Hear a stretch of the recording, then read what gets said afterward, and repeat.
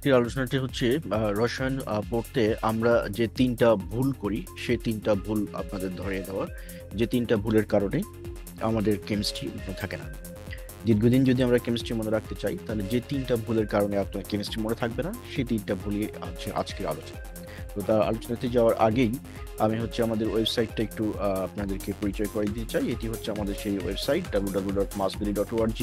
এখানে HSC related content রয়েছে, job preparation related content রয়েছে, ট্রেনিং রিলেটেড কন্টেন্ট রয়েছে, এবং হচ্ছে এনইউ-7 কলেজ কন্টেন্ট রয়েছে, এবং ইংলিশ মিডিয়ামের ও লেভেল এ লেভেল এবং একাডেমিক কেয়ার এবং অ্যাডমিশন রিলেটেড কন্টেন্ট রয়েছে। এছাড়াও বিভিন্ন ট্রেনিং প্রোগ্রাম রয়েছে, বিজনেস ওরিয়েন্টেড ট্রেনিং প্রোগ্রামগুলো রয়েছে। আচ্ছা, আজকের তাহলে আমরা শুরু করি আজকের আলোচনাটা, যে আমরা যে তিনটে সিক্রেট শিখবো সেটি। তো এখানে দেখেন যে যে ভুল করলে রসায়নের মজা পাবেন না এবং রসায়ন আহ, মনে থাকবে না।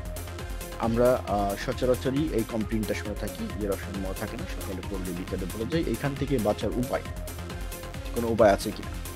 তো এখান থেকে বাঁচার উপায় হচ্ছে যে তিনটা ভুল করলে আপনার এই ঘটনাটা ঘটবে, সেই তিনটা ভুল সম্পর্কে যদি আমরা জেনে নিই এবং এই তিনটা ভুল যদি আমরা পড়ার সময় খেয়াল রাখি, তাহলেই এইখান থেকে সহজেই মুক্তি পাবেন এবং দীর্ঘদিন রসায়ন মনে রাখতে পারবেন। রসায়ন নিয়ে আপনাদের এরকম টেনশন থাকবে না। তো আমরা এই তিনটা জিনিস এখন জানার চেষ্টা করব ওয়ান বাই ওয়ান।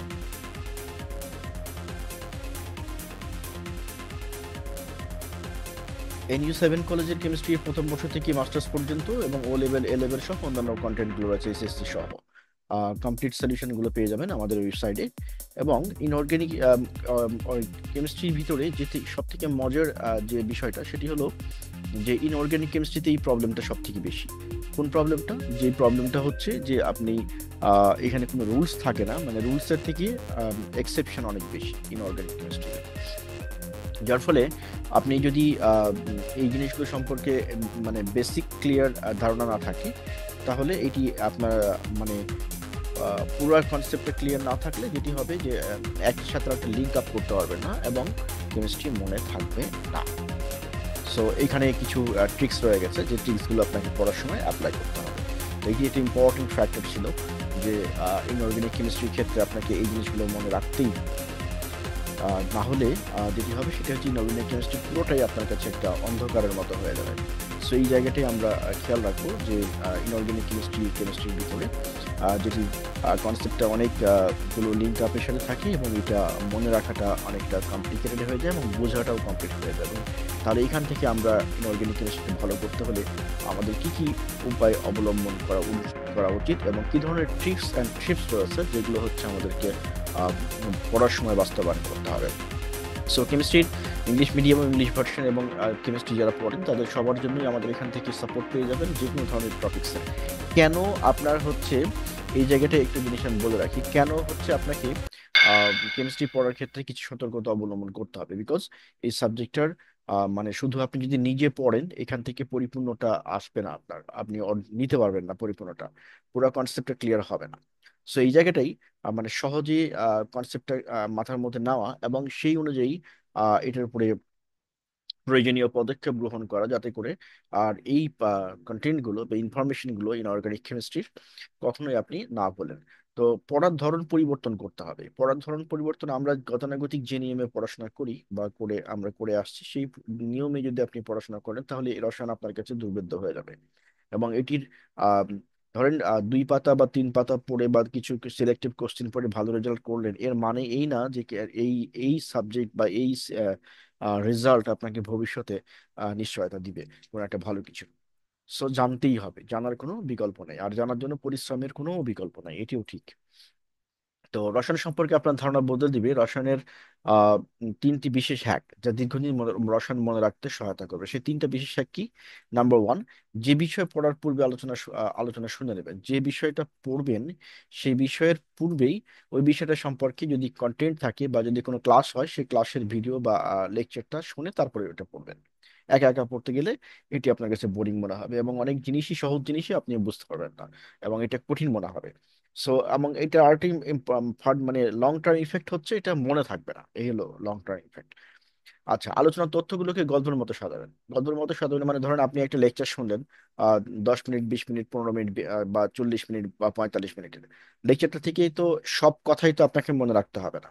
যে কথাগুলো মনে রাখতে হবে সেগুলো আলাদা করে নোট নিয়ে নেবেন, এবং এই নোটের এই তথ্যগুলো দিয়ে আপনি সুন্দর মতো করে একটা নিজের মতো করে গল্প বানাবেন এই তথ্যগুলো মনে রাখার জন্য।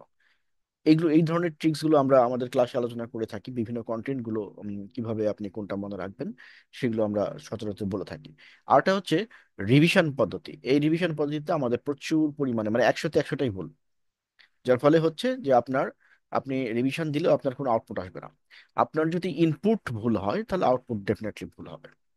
আপনি যদি ইনপুট কারেক্ট ওয়েতে না দেন আউটপুট কারেক্ট ওয়েতে আসবে না। সো আমাদের এই তিনটা ভুল আমরা করে থাকি। কোনটা করে থাকি, যেমন ধরেন কোনো একটা জিনিস পড়তে হবে, ধুম করে বই খুলে আমরা পড়া শুরু করলাম, ওটা সম্পর্কে বেসিক কোনো আইডিয়া বা ওটার কনসেপ্টটা সম্পর্কে আমাদের ক্লিয়ার কনসেপ্ট না থাকে আমরা চেষ্টা করি যে নিজে নিজে পড়ে বুঝে ফেলতে, যেটি রসায়নের ক্ষেত্রে প্রযোজ্য না, আর ইনঅর্গানিকের ক্ষেত্রে তো আরো প্রযোজ্য না। এরপর আসেন আলোচনা তথ্যগুলোকে গল্পের মধ্যে সাজানো। জাস্ট আমরা টেক্সট পড়ি, আমরা শুধু টেক্সট পড়ি। এটাকে লিঙ্ক আপ করার জন্য, দীর্ঘদিন মনে রাখার জন্য, বা ব্রেনের শর্ট টার্ম মেমোরি থেকে লং টার্ম মেমোরিতে পাঠানোর জন্য যে টেকনিকগুলো রয়েছে সেগুলো আমরা অ্যাপ্লাই করি না। নাম্বার থ্রি, রিভিশন যে আমরা দিই এটা আমাদের মন গড়া রিভিশন। রিভিশন তো আপনার মন গড়া দিলে হবে না, আপনার মতো করে আপনি দিলে হবে না। ব্রেইনের একটা নির্দিষ্ট প্রসেস আছে, যে প্রসেসের মাধ্যমে ব্রেন এই তথ্যগুলোকে প্রসেস করে শর্ট টার্ম মেমোরি থেকে লং টার্ম মেমোরিতে নেবে। কোনো তথ্য যদি শর্ট টার্ম মেমোরিতে থাকে সেটি আপনার কোনো কাজে আসবে না। একটা সার্টেন পিরিয়ড পরে আপনি এটা ভুলে যাবেন। এটা আপনাকে কোনো বেনিফিট দিবে না, এটা আপনাকে কোনো ডিভিডেন্ড দিবে না। আমাদের দরকার হচ্ছে ওই রকম ভাবে মনে রাখা যেটি হচ্ছে আমার যখন প্রয়োজন তখন আমি রিকল করতে পারবো। যেমন করে আপনাকে যদি জিজ্ঞেস করে কেউ যে আপনার নাম কি, আপনি কিন্তু বলতে পারবেন। যেমন করে আপনাকে যদি জিজ্ঞেস করে যে সোডিয়াম ক্লোরাইডের সংকেত কি, মানে খাবার সল্ট বা টেবিল সল্টের সংকেত কি, আপনি বলতে পারবেন যে সোডিয়াম ক্লোরাইড। তাই না? অ্যাসিটিক অ্যাসিডের ফর্মুলা কি বলতে পারবেন, কারণ এগুলো প্রচুর পরিমাণে প্র্যাকটিস করা হয়েছে। কিন্তু সব কোশ্চিন, সব কন্টেন্ট এতবার করে প্র্যাকটিস করার সময় পাবেন না। সো অনেক কিছু আছে যেটা আপনাকে একবার করে মনে রাখতে হবে। এতে করে কি হবে, অনেকগুলো লাভ হবে। একটা হলো সময় বেঁচে যাবে, টাকা নষ্ট কম হবে, আপনার হচ্ছে যে আপনি প্রচুর পরিমাণে রেস্ট নিতে পারবেন, হ্যাঁ মানে হ্যাসেল কম হবে, এবং এই বাইরের সময়গুলো কোনো জায়গায় কাজে দিতে পারবেন। সো এই জায়গাগুলো আপনাকে খেয়াল রাখতে হবে যে আমি রসায়ন যখন পড়ছি তখন আমার পড়ার ক্ষেত্রে ডেফিনেটলি কতগুলো জিনিস আমাকে অবলম্বন করতে হবে। এই কয়টা জিনিস রসায়নের ক্ষেত্রে যদি আপনি প্র্যাকটিস করেন এটা সব সাবজেক্টের ক্ষেত্রে অটোমেটিক্যালি চলে আসবে, সব পেপারের ক্ষেত্রে, এবং যে কোনো পরীক্ষার ক্ষেত্রে এটা চলে আসবে অটোমেটিক্যালি। তখন আপনার রেজাল্ট ভালো হতে বাধ্য। এখন এই যে পদ্ধতিগুলো বললাম এই পদ্ধতিগুলোর ভিতরে অনেক বিষয়গুলো রয়েছে যেগুলো আপনাকে একদম সিকোয়েন্সিয়ালি ধারাবাহিকভাবে প্র্যাকটিস করতে হবে। During study, before study, during study, এবং হচ্ছে আফটার স্টাডি, এই কটা প্রসেস আপনাকে ফলো করতে হবে। যদি আপনি করেন যে কোনো সাবজেক্টের জন্য, নট অনলি ফর কেমিস্ট্রি, যে কোনো সাবজেক্টের জন্য যদি করেন তাহলে it will be more easier for the brain to transfer the information from short term memory to long term memory. So যদি কোনো তথ্য শর্ট টার্ম মেমোরি থেকে লং টার্ম মেমোরিতে আপনি নিতে পারেন বা প্রসেস করতে পারেন, তাহলে সেই ক্ষেত্রে ওই তথ্য আপনি আর কোনোদিনই ভুলবেন না। তাহলে এই তিনটা টিপস আমরা এখন থেকে ফলো করব, যেটি হচ্ছে আমাদের রসায়নটাকে আহ, ভালোমতো বুঝতে এবং রসায়নে ভালো স্কোর করতে বা টপার হওয়ার জন্য। এরপরে আমরা আমরা যেই জিনিসটা নিয়ে আলোচনা করব আজকের, যে একটা কোশ্চিন আমরা আলোচনা করব সেটি হচ্ছে কোয়ান্টাম নাম্বার। আমরা অনেকেই কোয়ান্টাম নাম্বারের সাথে পরিচিত আছি এবং এটা সম্পর্কে আমাদের একটা খুব ভালো ধারণা আছে যে হোয়াট ইজ কোয়ান্টাম নাম্বার। রসায়নে কোয়ান্টাম সংখ্যা বলতে সেই সংখ্যাকে বোঝায় যা একটি ইলেকট্রনের অবস্থান এবং শক্তি সম্পর্কে তথ্য প্রদান করে। মনে রাখেন, কোয়ান্টাম জিনিসটা কি জিনিস। কোয়ান্টাম রসায়নের ক্ষেত্রে, in case of chemistry, quantum number এটি বেসিক্যালি হচ্ছে পজিশন আর এনার্জি সম্পর্কে ব্যাখ্যা করে। কি ব্যাখ্যা করে? পজিশন এবং এনার্জি। কার? ইলেকট্রনের।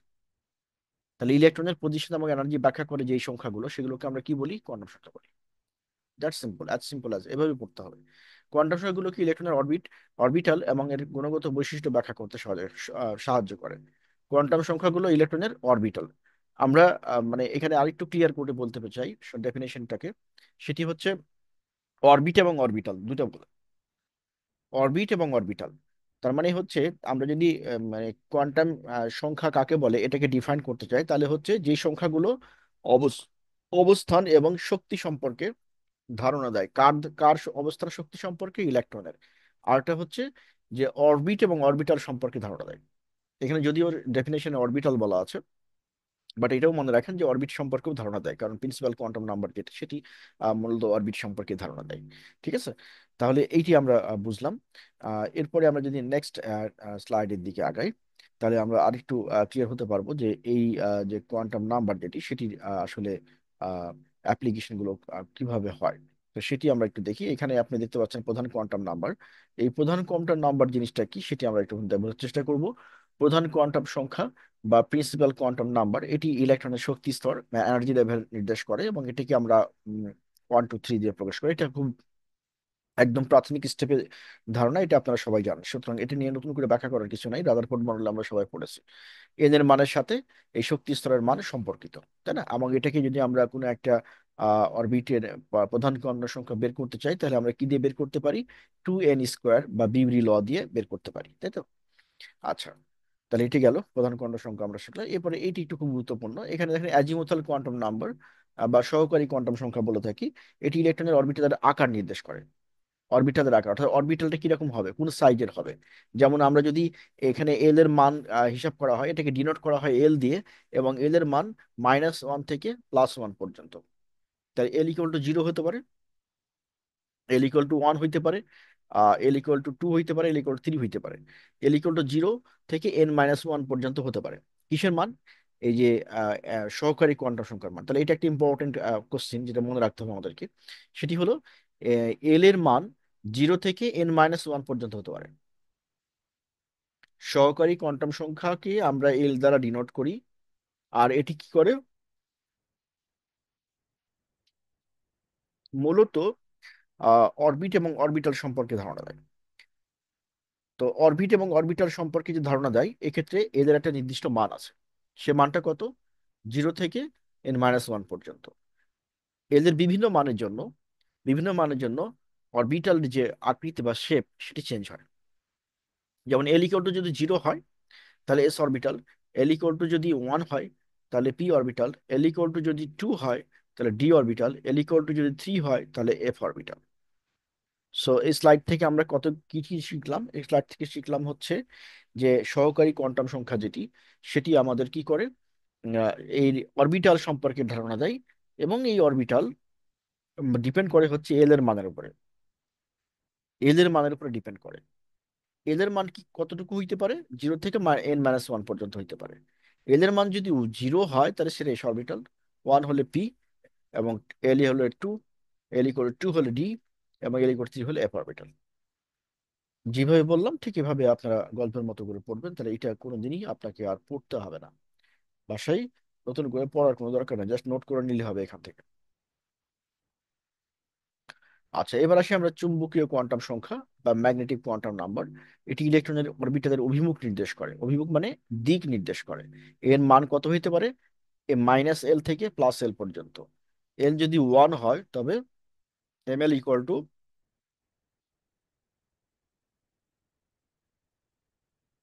মান বসায় দেন। এল এর মান হচ্ছে 1, তার মানে -1 থেকে শুরু হবে, শেষ হবে কোথায়? +1 যায়। তাহলে -1 এর মাঝখানে কি আছে? 0। এই যে 0। ঠিক আছে, অনুরূপভাবে এদের মান যদি 2 হয় তাহলে কি হবে? -2 থেকে +2, মাঝখানে কি হবে? -1, 0, +1, এটা থাকবে। আশা করছি বুঝতে পেরেছেন ম্যাগনেটিক কোয়ান্টাম সংখ্যা। এই যে চারটা কোয়ান্টাম সংখ্যা, প্রথমত হচ্ছে যে শক্তি স্তর নির্দেশ করে প্রধান কোয়ান্টাম সংখ্যা, তারপরে হচ্ছে যে principal quantum number, azimuthal quantum number, সহকারী কোয়ান্টাম সংখ্যা, এটি কি করে? অরবিটাল আকার নির্দেশ করে। আর হচ্ছে ম্যাগনেটিক কোয়ান্টাম সংখ্যা, এটি কি করে? আপনার হচ্ছে অভিমুখ নির্দেশ করে, অর্থাৎ কার অভিমুখ? ইলেকট্রনের অভিমুখ। জাস্ট খুব সিম্পল, এইভাবেই তথ্যগুলোকে ইনফরমেশন মনে রাখতে হবে। তাহলে এই হচ্ছে টোটালটা। এরপরে আমরা নেক্সট আমাদের আরেকটা যেটি আছে সেটি আমরা একটু দেখব। স্পিন কোয়ান্টামটা, স্পিন দেখেই বুঝতে পারছেন যে এটা ঘূর্ণন নির্দেশ করে, ইলেকট্রনের স্পিন নির্দেশ করে। মানে এই যে আমরা, আপনারা বলেন না স্পিন বল, তো স্পিন বলটা কিরকম? আসলে বেসিক্যালি ঘুরতে ঘুরতে আসে। ঠিক এখানেও স্পিন কোয়ান্টাম নাম্বার আমাদের কি করে? স্পিন কোয়ান্টাম নাম্বার আমাদেরকে ইলেকট্রনের ঘূর্ণনের দিক নির্দেশ করে। এটা কতটুকু হইতে পারে? ক্লকওয়াইজ হইতে পারে, +1, আর অ্যান্টি ক্লকওয়াইজ, -1। একটা অরবিটালে সর্বোচ্চ দুটো ইলেকট্রন থাকতে পারে, কিন্তু তাদের স্পিন বিপরীতমুখী হয়। এটা খুবই মানে একদম কমন একটা ধারণা। এটা আপনারা অনেকবার পড়েছেন, তারপর আমি একবার একটু দেখাচ্ছি, এই জিনিসটা বোঝানোর চেষ্টা করছি। এটি বেসিক্যালি বলতেছে কি, আমার ধরেন এইটা একটা অরবিটাল, এইটা একটা অরবিটাল। তো এই অরবিটালে আমার কয়টা ইলেকট্রন থাকবে? দুইটা। এবং দুইটার হলো স্পিন, মানে দিক, এই যে ভিন্ন, দুই দিকে হবে। তাহলে আমরা এখান থেকে কোয়ান্টাম নাম্বার সম্পর্কে শিখলাম, এবং হচ্ছে এরপরে আমরা ইনঅর্গানিক কেমিস্ট্রির আরো সামনে অনেকগুলো ক্লাস আছে, যেগুলো আমরা বিভিন্ন ইয়ারের ক্লাস চলতেছে। আমরা মাঝে মাঝে একটা দুটো করে পাবলিক করে দিই ভিডিওগুলো, যাদের কেমিস্ট্রি নিয়ে কোনো প্রবলেম আছে বা কেমিস্ট্রিতে যাদের একাডেমিক সাপোর্ট লাগবে, সেই জিনিসগুলো আমাদের সাথে নক করতে পারেন। আমাদের এখানে প্রতিটা ফার্স্ট ইয়ার থেকে মাস্টার্স পর্যন্ত এইচএসসি এবং ওরাল লেভেলের কেমিস্ট্রির অনেক গুলো কোশ্চেন, অনেকগুলো টপিকস নিয়ে আলোচনা করা আছে। প্রিভিয়াস ইয়ারের কোশ্চেন গুলো নিয়ে আলোচনা করা আছে। সুতরাং যার যেটি দরকার আমাদেরকে ইনবক্স করতে পারেন, কোনো স্পেসিফিক কোশ্চেন থাকলে আমাদেরকে নক করতে পারেন। চ্যানেলটাকে লাইক সাবস্ক্রাইব করে শেয়ার করে দিবেন, এবং বেল বাটন প্রেস করে রাখবেন, যাতে করে আহ, পরের যে নতুন ট্রিক্স গুলো আলোচনা করবো কেমিস্ট্রি, সেগুলো আপনারা পেয়ে যান।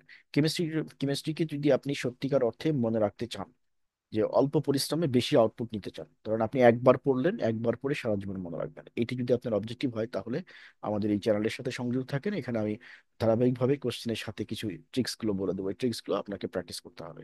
যেমন আজকে আমরা তিনটা ভুল বলেছি পড়াশোনার ক্ষেত্রে, কেমিস্ট্রি পড়ার ক্ষেত্রে এই তিনটা ভুল আপনাকে এখন থেকে করা যাবে না।